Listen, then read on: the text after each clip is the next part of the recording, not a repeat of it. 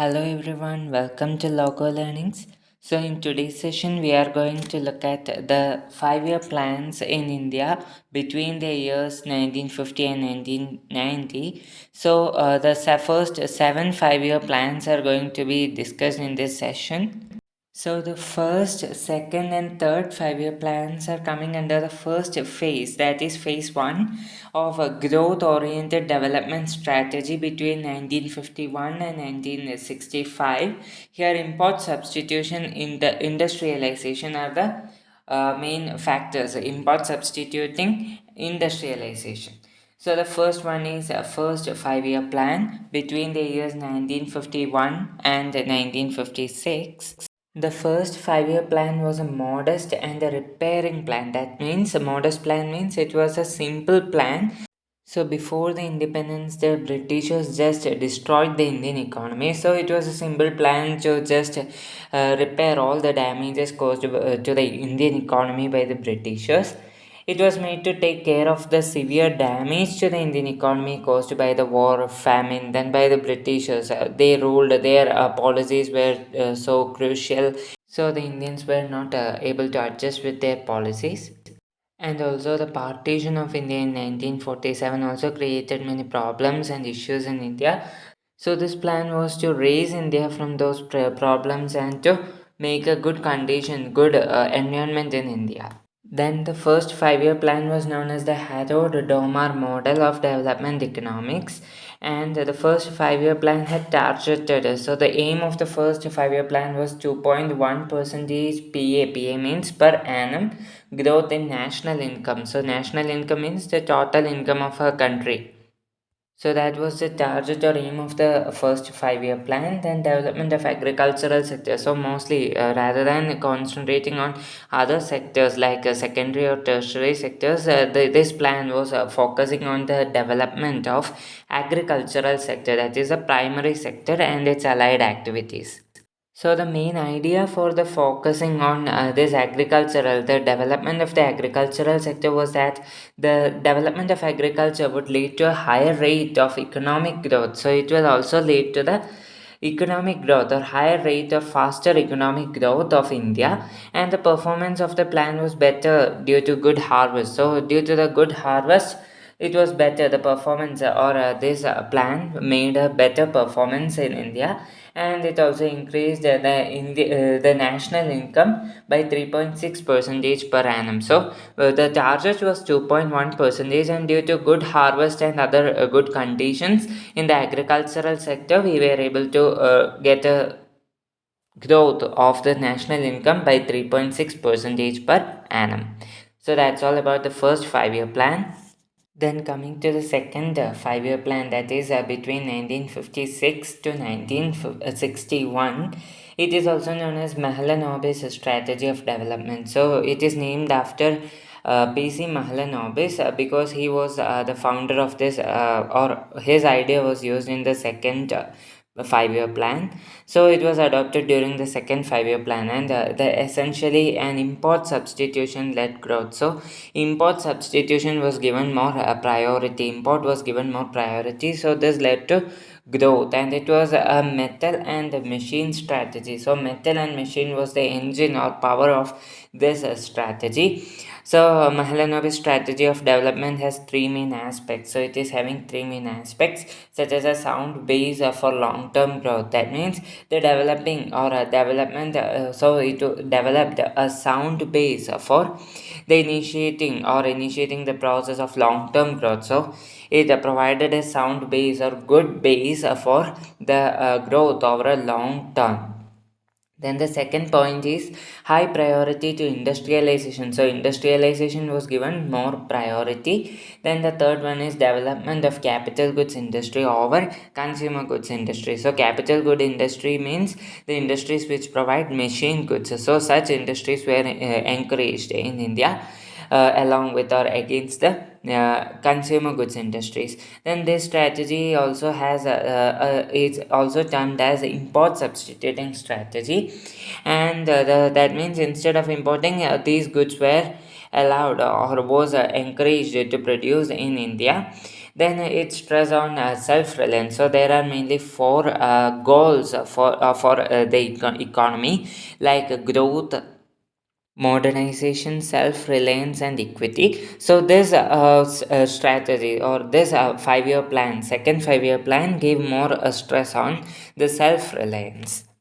And it also provides mainly it provides priority to heavy and basic industries. That means heavy industries means producing heavy goods, like especially the capital goods industry, so that were developed and encouraged in India. Then the intention was rapid development of the public sector. That means the development of public sector was one of the intentions. Then investment in agriculture was reduced. So to increase these types of industrialization or rapid industrialization, especially in all the other sectors, the investment in all the other sectors were reduced, especially in agriculture. Then its aim was a 4.5 percentage per annum growth of the economy, or of a national income. So it aimed at increasing 4.5 percentage of national income, and it achieved only 4 percentage per annum growth. And several imbalances were caused by industrialization, such as food shortage. So imbalances means some disadvantages, that is food shortage, because the investment in agricultural sector was reduced for industrialization, rapid industrialization. So food shortage is the first one. Then second one is price rise. Third one is a foreign exchange problem, and fourth one is unemployment. The next 5-year plan is the third 5-year plan, between starting from 1961 and ending in 1966. So this included both industrial and agricultural development, and it is also known as Gadgil Yojana. And in this plan, the public sector was designed with a certain role. So, the role of promoting the growth of infrastructural facilities. So, infrastructural facilities means in the case of railways, roadways, waterways, etc. So, such infrastructural facilities were promoted. The growth of such infrastructural facilities were promoted. Then, the creation of capacity in the basic and capital goods industry. So, that means then that means creation of capital goods industries. That means development of capital goods industries. Then reduction of economic power through public ownership of means of production. So when public sector is given more priority here, then it will help in the development of the Indian economy, and it will also provide benefits to all rather than a few.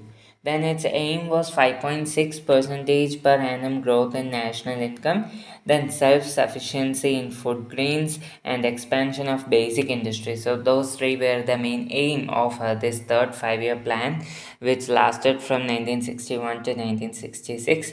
But there is a small problem, that this plan fell short of expectations. That means this plan was not able to fulfill its aims or achieve its aims completely, because of certain reasons, such as 2 years of bad harvest, that is 1965 to 1967. There was a bad harvest. The conditions, agricultural conditions, were not okay. Then the war with China in 1962, and war with Pakistan in 1965, and the drought in 1965 to 1966, followed by another drought in 1966 and 1967, and the devaluation of rupees. So what is devaluation of rupee? Devaluation of rupee means the reduction of the worth or value of that of a rupee. So that also created some problems for the third 5-year plan. Then these reasons increased the dependence of the economy on imports. So more goods were imported due to these reasons. Then depressed the rate of growth of the economy. So the rate of growth of the economy, or the economic growth, was deducted or reduced, and the growth rate also decreased or get deducted to 2.2% per annum. Then coming to the next phase. So before that, I would like to tell one more thing, that is, so as this third year plan was a failure, this created distress in the economy, and as a result, the annual plans for 3 years was introduced. So the next phase is phase 2, equity oriented development strategy from 1966 to 1990. So the remaining plans or 5-year plans are coming under the phase 2, that is equity oriented development strategy. That means it is based on the goal equity. So the first that is annual plans, that is from the year 1966 to 1969. So it was to overcome agricultural stagnation. So agricultural stagnation and deterioration. So it was done, or it was introduced it to overcome that problem of agricultural stagnation and deterioration. And the new strategy of agricultural development was formulated during the annual plan period. Then it was also called a green revolution. So it was also called a green revolution. So, what is Green Revolution? Green Revolution is a revolution which led to the increase in the food grain production, and through this, the HYV seeds was introduced. HYV seeds means high yielding variety of seeds.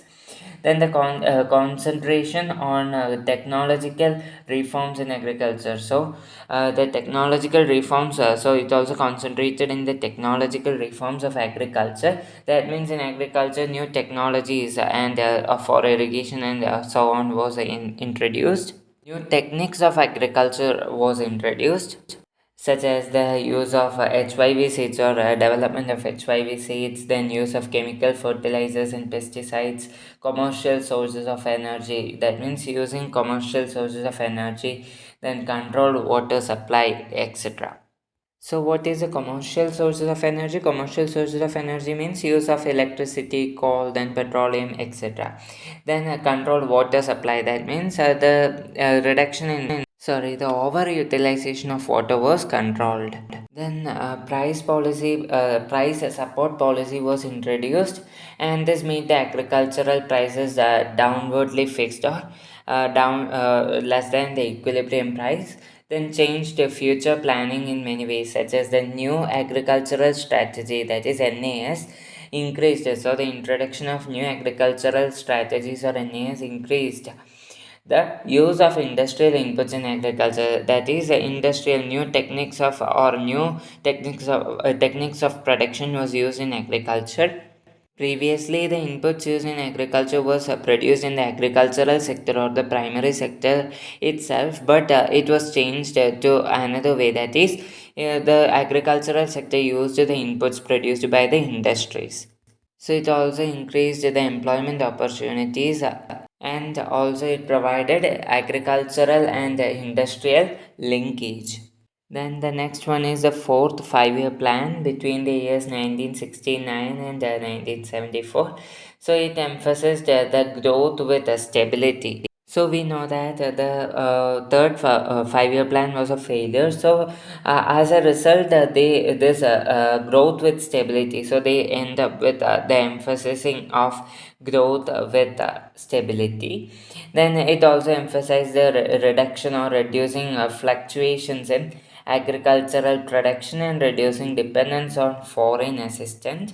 Then it had an aim of 5.7% per annum growth in national income. So NI is national income.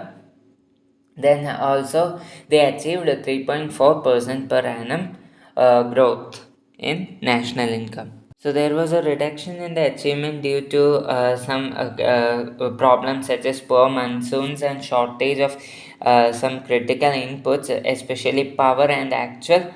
So the actual achievement was just 3.4% per annum.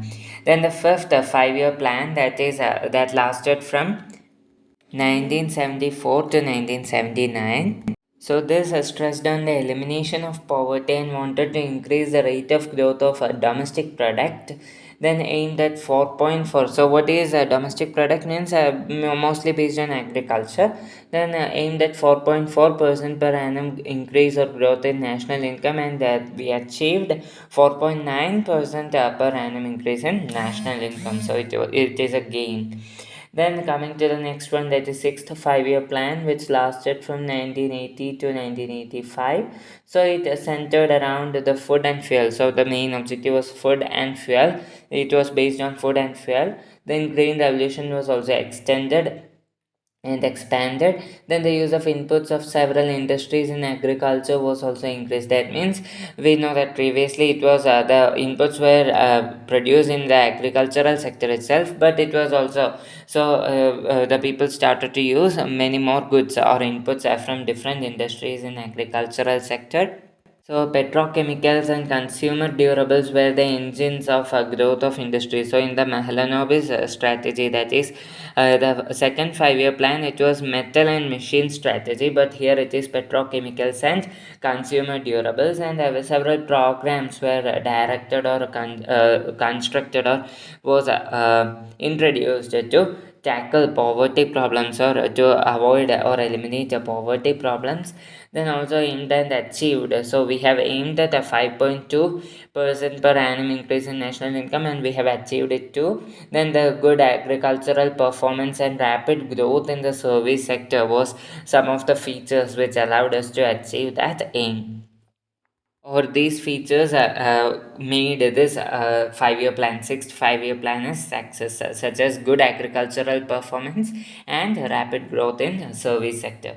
Then the last one, that is last one in this session, that is the seventh five-year plan, that is lasting from 1985 to 1990. So its main focus was the enhancement of existed facilities. So some the existed infrastructural facilities and other facilities. So the enhancement and improvement of such facilities was the aim or focus of this program or this five-year plan. Then it linked with the human resource development. So it also enhanced the human resource development and aimed at a direct attack on the problems of poverty, unemployment, and regional imbalance. So they wanted to eliminate poverty and provide unemployment to all, and some regional imbalances to tackle or remove all these regional imbalances.